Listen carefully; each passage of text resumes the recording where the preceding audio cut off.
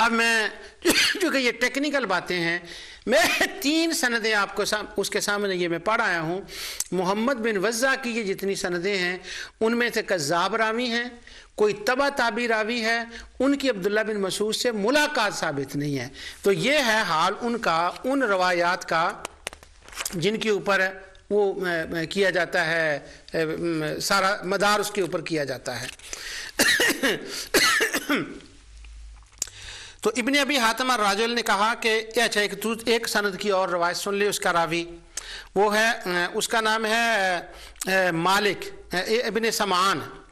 تو عبداللہ بن زیاد بن سمان اس کا راوی ہے۔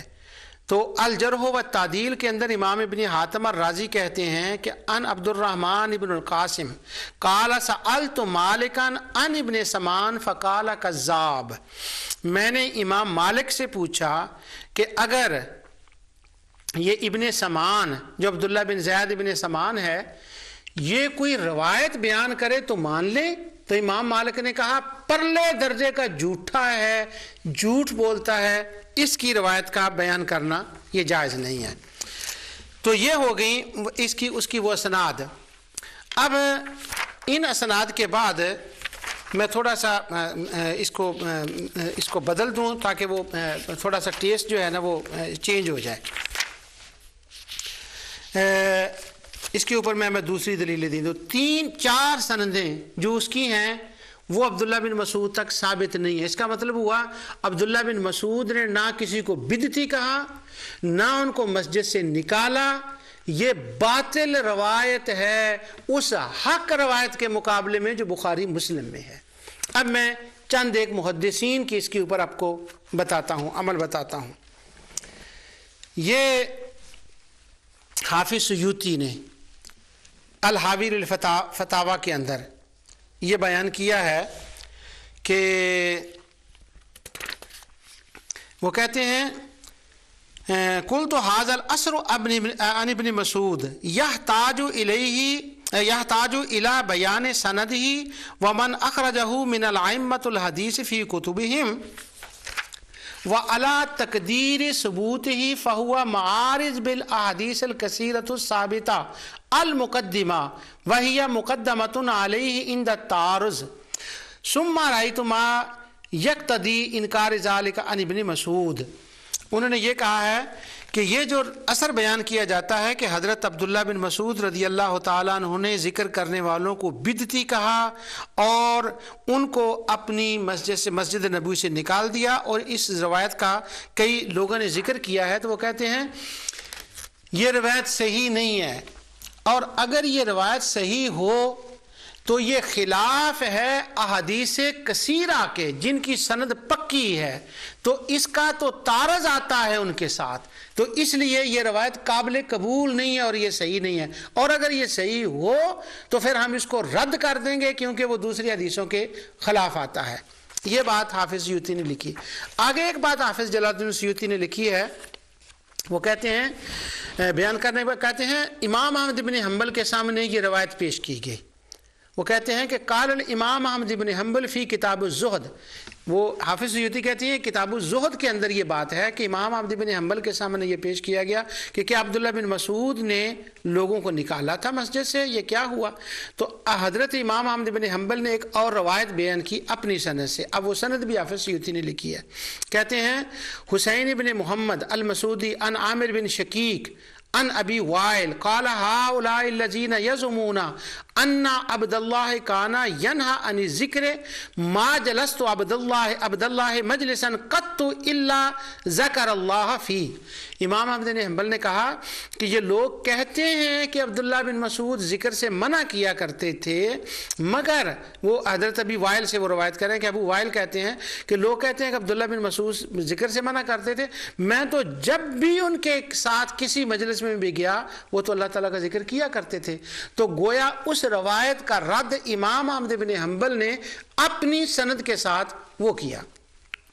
امام احمد بن حنبل کی جو نسخہ میرے پاس ہے، بڑی کوشش میں نے کی کہ کتاب الزہد کے اندر مجھے یہ روایت ملے، لیکن بہت کوشش کے بعد مجھے یہ نہیں مل سکی، اس لیے میں حافظ سیوطی رحمۃ اللہ علیہ کے وہ فتاوی سے اس کو نقل کر رہا ہوں جو کچھ انہوں نے بیان کیا کیونکہ وہ کتابوں کے نسخے مختلف ہوتے ہیں، اور آج کل تو یہ بھی مسئلہ ہے کہ وہ کتاب سے حدیث کو ہی نکال دیتے ہیں، یہ تو عام رواج ہو گیا۔ ادب المفرد امام بخاری کی دیکھیں، وہ صحیح ادب المفرد کے نام سے ابواب کے ابواب اٹھا دیے ہیں، تو اس لیے میں انہی کے کر رہا ہوں، حافظ سیوطی کے۔ حافظ ابن حجر الہیتمی انہوں نے بھی فتاوی کے اندر یہی بات لکھی ہے کہ حضرت عبداللہ بن مسعود سے یہ جو کہا جاتا ہے کہ انا راہ قوم، انہوں نے لوگوں کو دیکھا یحللون برفع الصوت فی المساجد فقال ما اراکم الا مبتئین حتی اخرجہم من المسجد فلم یصح عنہ بل لم یرد۔ وہ کہتے ہیں یہ جو کہا جاتا ہے نا کہ ان کے حضرت عبداللہ بن مسعود رضی اللہ عنہ نے نکال دیا، تو یہ بات صحیح نہیں ہے، یہ روایت صحیح بھی نہیں ہے، بلکہ یہ تو سرے سے بیان ہی غلط ہے کہ انہوں نے کسی کو نکالا، نہ انہوں نے کسی کو بدعتی کہا، نہ ان کو کسی نے نکالا۔ تو یہ دو ریفرنس جو ہے میں آپ کو ان کے دے آیا ہوں۔ اب حافظ امام المحدث المناوی نے فیض القدیر کے اندر بھی اس کا وہی ذکر کیا، کہتے ہیں ہمارا کم اللہ مبتئنا و امرا باخراجہم فغیر ثابت۔ تو امام مناوی بھی کہتے ہیں فیض القدیر کے اندر کہ یہ جو کہا جاتا ہے قومن یحللون، جو ذکر کرتے تھے لا الہ الا اللہ، ان کو نکال دیا، وہ کہتے ہیں اس کا کوئی ثبوت نہیں ہے۔ اور پھر آگے انہوں نے ایک بات کہی ہے، پھر وہ حضرت لائے ہیں اس کا بیان امام کتاب الزہد کا، مناوی بھی لائے ہیں کتاب الزہد کا۔ اس کا مطلب ہوا امام ابن حجر مکی لائے ہیں، امام حافظ سیوطی لائے ہیں، یہ مناوی لائے ہیں، یہ سب امام احمد بن حنبل کی کتاب الزہد کا حوالہ کوٹ کر رہے ہیں کہ امام احمد بن حنبل نے کہا یہ ہو ہی نہیں سکتا، وہ اس کا رد کر رہے ہیں۔ تو اس کا مطلب ہوا کہ کتاب الزہد کے اندر یہ روایت ہے، اگرچہ جو میرے پاس کاپی ہے اس کے اندر نہ ہو تو یہ الگ ہے، تو میں ان بزرگوں پر اعتماد کر رہا ہوں۔ اب اسناد پر میں نے بات کی تھی، تو میں نے کہا ذرا اس کو تھوڑا سا میں ٹیسٹی بنا دوں، وہ ذرا ٹیکنیکل ہوتا ہے کہ یہ سند غلط، یہ سند غلط، لیکن آنا پھر میں نے ابھی سند پر بات کی ہے۔ اب میں دوسرے دو حوالے آپ کو دیتا ہوں۔ علامہ علوسی نے سورہ طٰہٰ کی جو آیت ہے وَإِن تَجْهَرْ بِالْقَوْلِ فَإِنَّهُ يَعْلَمُ السِّرَّ وَأَخْفَى، اس آیت کے تحت وہ بیان کرتے ہیں علامہ علوسی وَمَا ذُكِرَ فِي الْوَاقِعَاتِ عَنْ ابن مسعود، کہ وہ جو واقعہ بیان کیا جاتا ہے کہ ان را قوما یحللون برفع الصوت فی المسجد فقال اراکم الا مبتدعین حتی اخرجہ من المساجد لا یصح عند الحفاظ من الائمۃ المحدثین۔ تو علامہ علوسی کہتے ہیں کہ وہ جو روایت بیان کی جاتی ہے وہ صحیح نہیں ہے، اور محدثین نے اس کا رد کر دیا ہے۔ اب سیوطی، ابن حجر مکی اور مناوی اور علوسی، ان کے میں یہ حوالہ جات بھی پیش کر رہا ہوں کہ کوئی یہ نہ کہے کہ تم نے خود ہی سندوں پر جرح کر دی۔ میں مجاز ہوں سند پر جرح کرنے کا اللہ تعالیٰ کی رحمت سے۔ اگر ہم کوئی بیان کریں، وہ 18 سال کا ایک بچہ اٹھ کے سند پر جرح کر سکتا ہے، تو ہمیں کوئی اختیار نہیں کہ ہم سند پر جرح کریں۔ ہمارے پاس میزان الاعتدال نہیں ہے، ہمارے پاس میزان تہذیب التہذیب نہیں ہے، تہذیب الکمال حافظ مزی کی ہمیں نہیں دیکھنی آتی، ہم اس کو نہیں پڑھ سکتے، ہمیں نہیں اس کا پتہ، کاشف کا ہمیں نہیں پتہ، جرح و تعدیل ابن ابی حاتم الرازی کا نہیں پتا، ہمیں تاریخ الصغیر کبیر بخاری کا نہیں پتا، کتاب الاسماء والکنہ مسلم کا، ترمذی کا، ان کا نہیں پتا، ابن الجوزی کی کتابوں کا ہمیں نہیں پتا۔ ہم بھی جرح کر سکتے ہیں الحمدللہ، لیکن میں اس جرح کے ساتھ، محدثین کی جرح کے ساتھ آپ کو یہ بھی بتا رہا ہوں کہ ان ائمہ نے بھی اس کو ماننے سے انکار کیا ہے۔ اب میں کو بڑے پتے کی بات جو ذاتی طور پر مجھے اس روایت کے بارے میں سب سے زیادہ پسند آئی ہے، اب وہ میں آپ کے سامنے پیش کرتا ہوں۔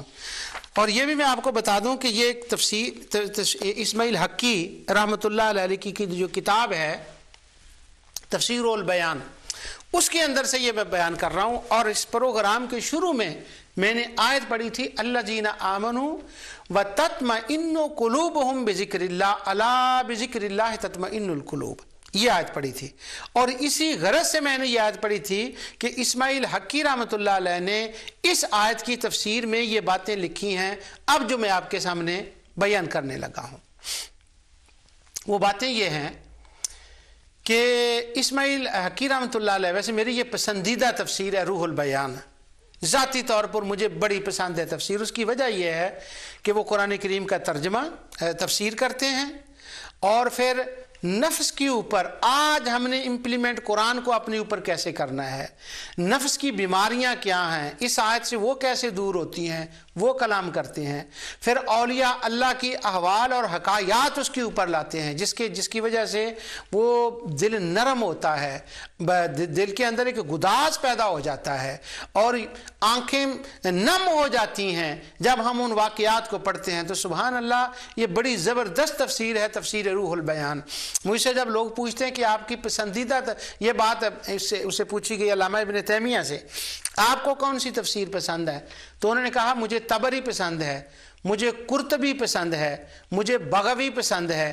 تو جب انہوں نے بغوی اور وہ ان تفسیروں کا ذکر کیا کہ مجھے یہ پسند ہیں, ابن جریر طبری کی تفسیر سب سے ٹاپ ہے, انہوں نے کہا مجھے وہ پسند ہے, ابن ابی حاتم الرازی کی پسند ہے. تو جس طرح سے حافظ ابن تیمیہ حق رکھتے ہیں نا کہ وہ کسی تفسیر کو پسند کریں, اس لیے یہ عاجز مجھ جیسا ایک بندہ بھی حق رکھتا ہے کہ وہ بھی کسی کی تفسیر کو پسند کر لے. تو روح البیان میری پسندیدہ تفسیر ہے, اس وجہ میں نے بتا دی. تو مجھ سے اگر کوئی پوچھے نا, کسی نے پوچھا, اگر لوگ پوچھتے ہیں آپ کی پسندیدہ تفسیر, تو میں کہتا ہوں روح البیان اسماعیل حقی رحمۃ اللہ علیہ کی. تو وہ حیران ہوتے ہیں, وہ کہتے ہیں ازالہ شبہات میں وہ طبری, ابن حاتم, ابن کثیر, شوکانی, قرطبی وہ چلتی ہیں. تو یہ یہاں پر میں نے کہا نا ان کو وہ بھی مجھے پسند ہیں, ان کو بھی میں پڑھتا ہوں الحمدللہ, لیکن ازالہ شبہات میں ان کے حوالہ دینے کی وجوہات کچھ اور ہوتی ہیں.